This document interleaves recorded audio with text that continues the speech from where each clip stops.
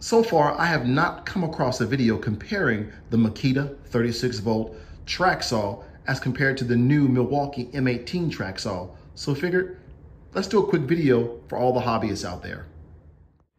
If you're like me, over the years, you began using a straight edge or a door board to create straight lines and ripping sheet goods. This works out really good and can be very effective for rough cuts. However, the problem lies in trying to keep the circular saw up against the guide, making sure you have the correct pressure. And if you're like me, over time you've had instances where the saw has moved or the door board has moved. So I figured, you know what? Let's go ahead and bite the bullet and finally upgrade to a track saw. My initial purchase was the Makita. Looked at the Festool, but really couldn't justify the price for a hobbyist. And plus, the Makita had great reviews and has done a phenomenal job in making straight line cuts, ripping sheet goods. But one of the things that I wish it had initially, and I know that Makita has come out with since, is a 1 battery system.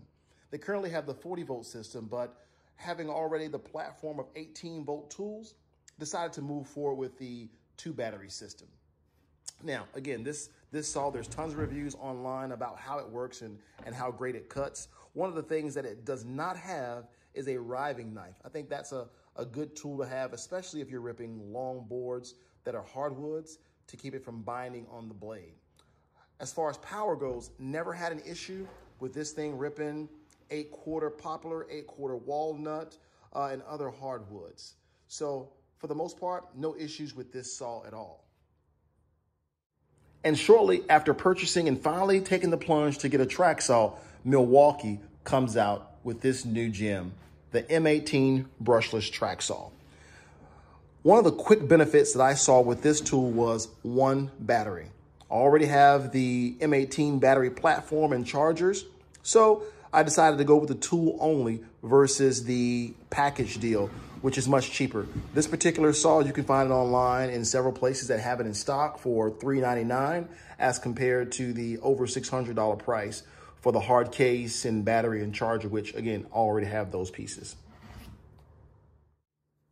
So with the Makita, you get a very smooth action. No problems there. The only thing missing here is the riving knife, which I think is important. It's not required because most of the time people are using these to rip sheet goods, but if you're ripping any hardwoods, the material can bind the blade potentially. So having that is not a problem. It's better to have it and not need it than the other way around. Have not had any issues with the dust port here. It does a great job with dust collection. With this Milwaukee, again, very similarly, smooth action. But as you can see there, the riving knife pops out, which is very, very helpful to make sure that you don't have any issues and you're always protected when it comes to binding of the blade. Plenty of power here as well. You have the adjustable knob just like you have on the Makita.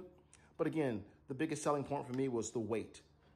Lighter saw when it comes to having 1 battery as compared to having 2 batteries.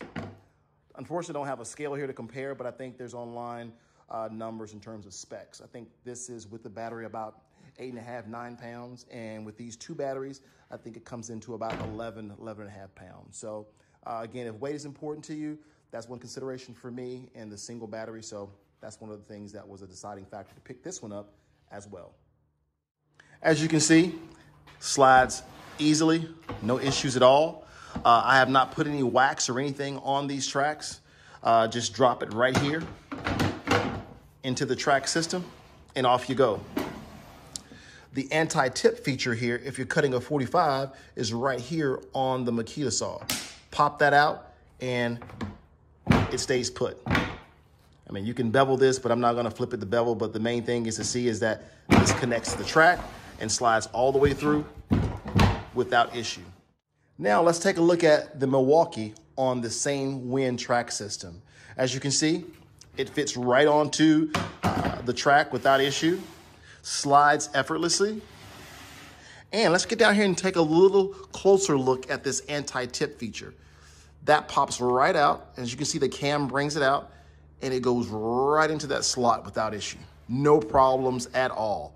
And so again, locked in. So if you need to make a bevel cut with this saw, you won't have any problems. So let's actually cut some wood to see how these things perform. What I'll do is I'll leave the dust collection off so that you can actually hear how loud these saws are. And so with that, I'll just put my mask on here and we'll get to cutting.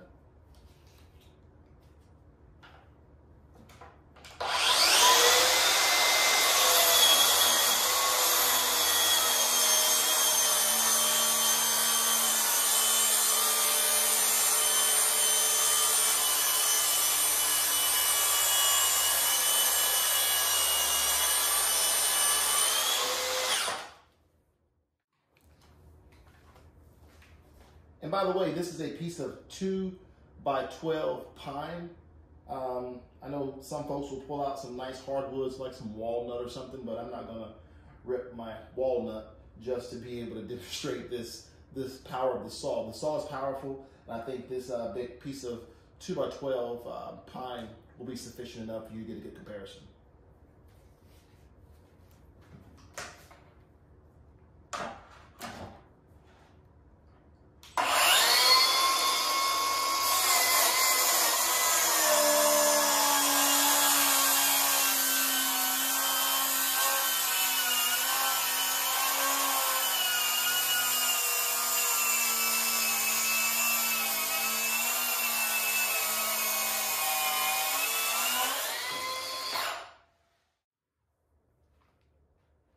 So there you go.